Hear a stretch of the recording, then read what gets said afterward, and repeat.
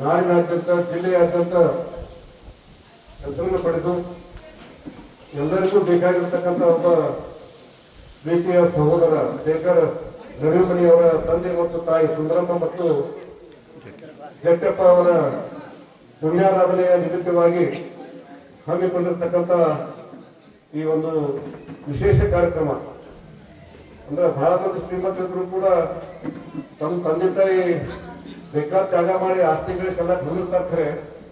ಬಹುಶಃ ಜೀವಂತಿದ್ದಾಗ ವ್ಯಾಪಾರ ಮಾಡೋದು ಆಗೋದಿಲ್ಲ. ಎಲ್ಲೋ ವೃದ್ಧಾಶ್ರಮ ಕಳಿಸುವಂತ ಪರಿಸ್ಥಿತಿ ನಮ್ಮ ದೇಶದೊಳಗೆ ಐತಿ. ಕೆಲವು ನಮ್ಮೂರಾಗ ಒಂದು ದೊಡ್ಡ ಶ್ರೀಮಂತ ಮಾಡಿದ್ದಾರೆ. ನಾವು ಸಣ್ಣವರಿದ್ದಾಗ ದೊಡ್ಡ ಶ್ರೀಮಂತರು ಅವ್ರ ತಂದೆ ತಿಳ್ಕೊಂಡ ಮೊದಲೇ ಒಂದು 2 ವರ್ಷ ಬಾರಿ ಜೋರ್ ಮಾಡಿಬಿಟ್ರು.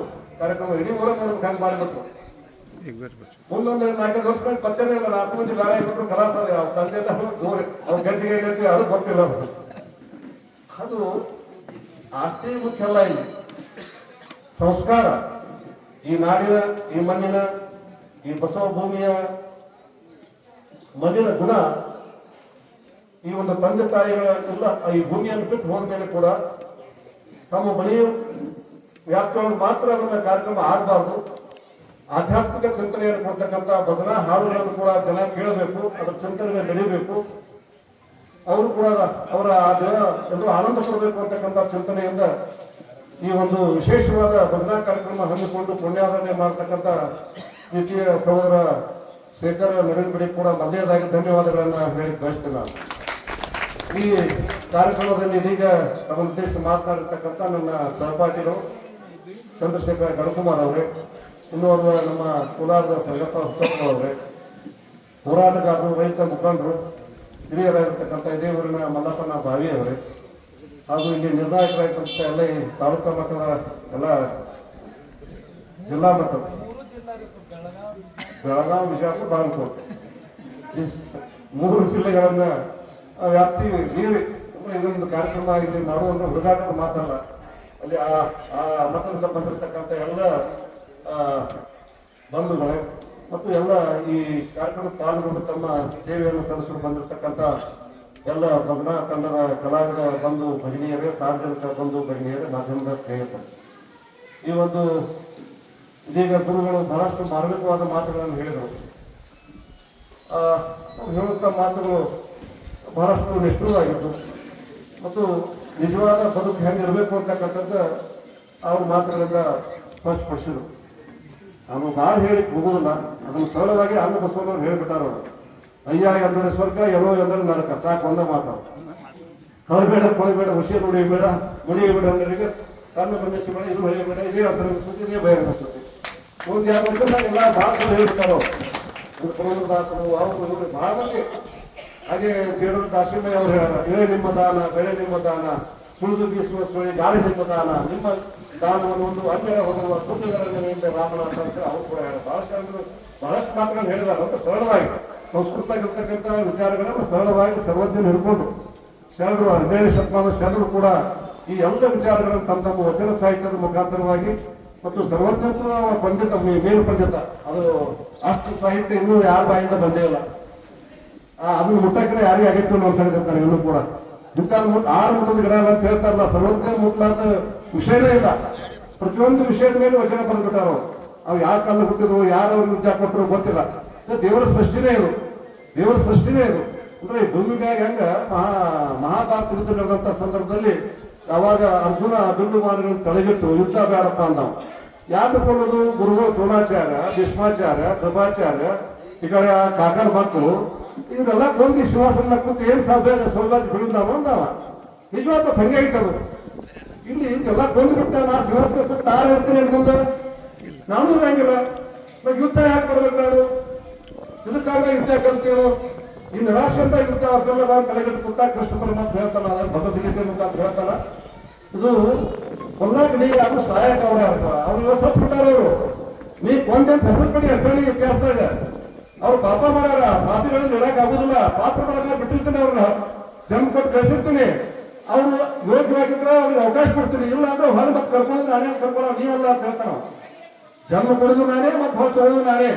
ಅದಕ್ಕೆ ನಿಮ್ಗೆ ಏನು ಪಾತ್ರ ಇದ್ರಾಗ ಕ್ಷತ್ರಿಯರಿ ಯುದ್ಧ ಮಾಡೋದ್ರಿಂದ ಕಾಯಕ ಐತಿ. ಆ ಕಾಯಕವನ್ನು ಪ್ರಾಮಾಣಿಕ ಮಾಡಿ ನೀನು ಗೆಲುವು ಸಾಹಸ ಅಂತಕ್ಕಂಥ ಮಾತನ್ನು ಹೇಳಿ ಆ ಗೀತೆ ಮುಖಾಂತರ ಹೇಳ್ತಾನ. ಅವಾಗ ಅವ್ರು ತನ್ನ ವಿಶ್ವರೂಪವನ್ನು ಕೂಡ ತೋರಿಸ್ತಾನ ಆ ಅರ್ಜುನಿಗೆ. ಅವಾಗ ಅವ್ರು ಜ್ಞಾನೋದಯ ಆಗುತ್ತೆ. ಹಾಗೇನೆ ಈ ಜಗತ್ತಿನ ಮೇಲೆ ಯಾವಾಗ ದುರ್ಜನ ಹಚ್ಚಕ್ಕಾರ ಧರ್ಮಕ್ಕೆ ಅನ್ಯಾಯ ಆಕತಿ. ಅಂತ ಸಂದರ್ಭದಾಗ ನಾ ಬ್ಯಾರೆ ರೂಪದಾಗ ನಾ ಹುಟ್ಟಿ ಬರ್ತೀನಿ, ಬಂದ ನನ್ನ ದಮನ ಮಾಡ್ತೀನಿ ಅಂತಕ್ಕಂಥ ಮಾತೇನು ಹೇಳಿ ಹುಟ್ಟಿದ್ದ ಶ್ರೀಕೃಷ್ಣ ಪರಮಾತ್ಮ ಆ ದ್ವಾಪರಯುಗದೊಳಗೆ ಅದೇ ಮುಂದಿನ ಎಲ್ಲ ಯುಗದಲ್ಲೂ ಕೂಡ ಇವತ್ತಿನ ಕಲಿಯುಗ ಇರ್ಬೋದು, ಹಿಂದಿನ ತ್ರೇತಾಯುಗ ಇರ್ಬೋದು, ಇವತ್ತಿನ ಕಾಲಗಳು ಮುಂದಿನ ಯುಗ ಇರ್ಬೋದು. ಆ ಕಾಲಕ್ಕೆ ನಮ್ಮ ಶರಣರು, ಸಂತರು, ಋಷಿಗಳು, ಮುನಿಗಳು, ವೇದ ಮತ್ತು ಉಪನಿಷತ್ತುಗಳ ಕಾಲದಲ್ಲಿ ಕೂಡ ಜನ್ಮ ತಾಳಿ ತಾವೇ ಆ ದೇವರು ಕೊಟ್ಟಿರ್ತಕ್ಕಂಥ ಜವಾಬ್ದಾರಿಯನ್ನ ಸಮಾಜಕ್ಕೆ ಏನೇನು ಒಳ್ಳೆಯದನ್ನು ಕೊಡಬೇಕು ಅಂತಕ್ಕಂಥ ವಿಚಾರಗಳನ್ನ ಇಲ್ಲಿ ಕೊಟ್ಟು ಹೋಗಿ ತಿಳ್ಕೊಂಡು ಇವತ್ತು ನಾವು ಇಲ್ಲಿ ಭಜನೆ ಮಾಡಕತ್ತೀವಿ, ಹಾಡ ಹಾಡಕತ್ತೀವಿ, ಮಂದಿರ ಕಟ್ತೀವಿ, ಮಸೀದಿ ಕಟ್ತೀವಿ, ಪೂಜಾ ಮಾಡ್ತೀವಿ, ಎಲ್ಲ ಮಾಡ್ತೀವಿ ನಾವು. ಅಂದ್ರೆ ಅವೆಲ್ಲರ ಕೊಡುಗೆ ಇಲ್ಲಿ ಬಹಳ ಐತಿ. ಅಂದ್ರೆ ನನ್ನ ಪಾತ್ರ ನಾನು ಅಂತದೇನು ಬಹಳ ಇಲ್ಲ ಇಲ್ಲಿ. ನಾವು ಬಹಳ ಇಲ್ಲ. ಎಲ್ಲರೂ ಮಹಾತ್ಮ ಗಾಂಧಿನೇ ಆಗುದಿಲ್ಲ, ಎಲ್ಲರೂ ಬಸವಣ್ಣೇ ಆಗುದಿಲ್ಲ, ಎಲ್ಲರೂ ಸುಭಾಷ್ ಚಂದ್ರ ಬೋಸ್ ಆಗುದಿಲ್ಲ, ಸಾವರ್ಕರ್ ಆಗುದಿಲ್ಲ. ಆಗ ಕಾನೂನು ಧೂಳಿ ಆದ್ರೂ ಆಗ್ಬೇಕು ಅಂತಕ್ಕಂಥದ್ದು ಜೀವನದ ಬರೋದು ಅಷ್ಟೇ, ಯಾರೇ ಇರಲಿಲ್ಲ ಜೀವನದೊಳಗೆ. ಅದು ಆಗ್ಬೇಕಂತ ತಿಳ್ಕೊಂಡು ನಾವು ಜೀವನಗಳನ್ನು ಬರಿತಿರ್ತೇವೆ. ದೋಷ, ಕಾಮ, ಕ್ರೋಧ, ಮೋಹ, ಲೋಭ, ಮದ, ಮತ್ಸರ 6 ಗುಣಗಳಲ್ಲಿ ಯಾರನ್ನೂ ಬಿಟ್ಟಿಲ್ಲ ಇವು, ಯಾರನ್ನೂ ಬಿಟ್ಟಿಲ್ಲ ಇವು. ನಿಮಿತ್ತ ನಮಗೆ ನಮ್ಮ ಕಣ್ಣಿಗೆ ಪರದೆ ತರ್ತಾವೆ. ತಂದಾಗಿ ಭಜನೆಗಳನ್ನ, ಸಾಹಿತ್ಯಗಳನ್ನ, ಪುರಾಣಗಳನ್ನ, ಸಂಗೀತಗಳನ್ನ ಕೇಳುವ ಮುಖಾಂತರವಾಗಿ ನಮ್ಮ ಕಣ್ಣು ಮುಂದೆ ಬರತಕ್ಕಂಥ ಪರದೆಯನ್ನು ಸರಿಸಿ ಮತ್ತೆ ಸತ್ಯ ದರ್ಶನ ಮಾಡುವ ಸಲುವಾಗಿನೇ ಈ ಭಜನೆ ಮತ್ತು ಕೀರ್ತನೆ, ಪುರಾಣ ಮಾಡತಕ್ಕಂಥ ಉದ್ದೇಶ ನಮ್ಮ ಹಿರಿಯರು ಹಾಕೊಂಡು ಬಂದಿರ್ತಕ್ಕಂಥ ಎಲ್ಲ ಬಾಳೆಲ್ಲ ಪೂರ್ವ ಬದಲಾವಣೆ ಆಗಿರ್ತಕ್ಕಂಥ ಹುತ್ಸಾಲ ನಮ್ಮದು.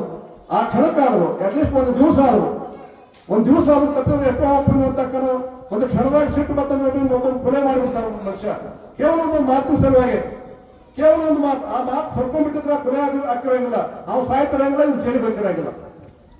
ಎಷ್ಟು ರೇಟ್ಸು ಒಂದು ಸೇಮ್ ಒಂದು ಗೇಮ್ ಸೀಮೆ ನ್ಯಾಯ ಬರ್ತೈತೆ, ಸ್ವಾಭಿಮಾನ ಬರ್ತೈತೆ. ಅಲ್ಲಿ ಕೊಡ್ಬೇಕಾಗ್ತೀವ, ಬಿಡ್ಬೇಕಾಗ್ತಾವ ಅಷ್ಟೇ. ಸ್ವಾಭಿಮಾನ ಮತ್ತೆ ಏನೂ ಇಲ್ಲ ಅಲ್ಲಿ. ಅದಕ್ಕಿಂತ ಹೆಚ್ಚು ಬೇಕಾದ್ರೆ ಖರ್ಚು ಮಾಡ್ತಾನ, ಕೊಡೋದ್ರೆ ಏನ್ ಬೇಕಾದ್ರೆ ಕೊಟ್ಬಿಡ್ತಾನ. ಅದೊಂದು 1000 ಕಂಬತ್ತು ಲಕ್ಷ ಕಡೆ ಖರ್ಚು ಮಾಡಕ್ತಾ ಇರೋದಾರ. ಸ್ವಾಭಿಮಾನ ಸಲುವಾಗಿ ಕೊಲೆ ಮಾಡ್ಬೇಕು ಮನುಷ್ಯ. ಇದಿಷ್ಟೇ. ಅಂತ ಸಂದರ್ಭದಾಗ ಇವ್ರು ಭಜನೆಗಳನ್ನೆಲ್ಲ ಬರ್ಕೋಬೇಕು ನಾವೆಲ್ಲ ಕೂಡ. ಅದಕ್ಕೆ ತನಗೆ ಕೇಳಲಿಕ್ಕೆ ಗಾಡಿ ಕೇಳಿ ಅಂತ ಹೇಳಿದ್ರು. ಯಾರು ಬಂದಿರ್ಲಿಕ್ಕೆ ಗಾಡಿ ಕೇಳಿದ ಬುದ್ಧಿ ಹೇಳ್ತಾರೆ. ಸ್ವಲ್ಪ ಟೈಮ್ ಪಾಸ್ ಮಾಡಿದ್ರೆ ಇವ್ರಿಗೆ ಚಲೋ ಬುದ್ಧಿ ಮಾತು ಬರ್ತೇವೆ. ಯಾಕಂದ್ರೆ ದೇವ್ರು ಎಲ್ಲಿಲ್ಲ ನಮ್ಮ ಮಾತನಾಗ ನಾವು ಅವನು ಕೆಟ್ಟದ್ ಮಾಡಕ್ ಬ್ಯಾಡ ಅಂತಾನ, ಚಲೋ ಮಾಡಕ್ ಮಾಡತ್ತ. ಆದ್ರೆ ಕೆಟ್ಟದನ್ನ ಮಾಡಕ್ ಬ್ಯಾಡ ಅಂದ್ರೂ ನಾವು ಮಿಕ್ಕಿ ಮಾಡ್ತೇವೆ.